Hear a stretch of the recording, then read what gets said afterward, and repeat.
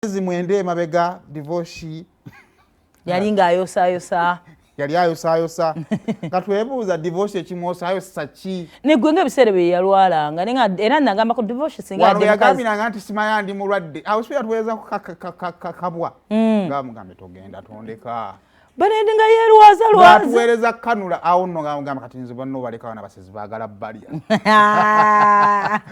akali no munnange ekyavudde musanya blanket mwana wa buwala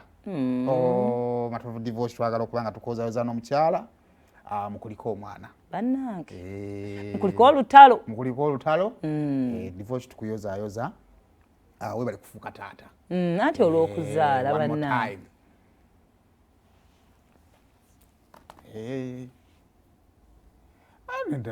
Devosh mwana muto sinti nno mwana muto naye nze engeri gy'abaddemu bannange twasuze tufa bannange twasuze nze nga ndowooza bombi eno ffe tubadde tusooka kati kino kankigambe abasajja olumu twerabira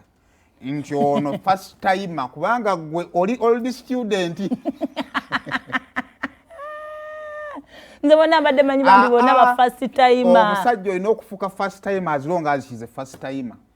kubanga mugenda kufuna obuzibu bwewefuula mbu nawe ebyo bya bulijjo ate abaami abakazi kibaluma kubanga nze mba nalaba alabadda kati olina okubanga eyakalaba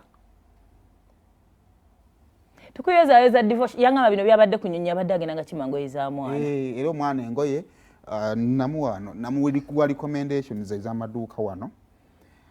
nga yalina zijja kuweerezeeko nze ndi lubuto oweereza shiba tofune wabiviirako ddala tukuyozaayoza Devosh mukozi munnaffe n'omukyala omuntu atava mu kibuga obeera ogwamu otya kumira okufuna ssente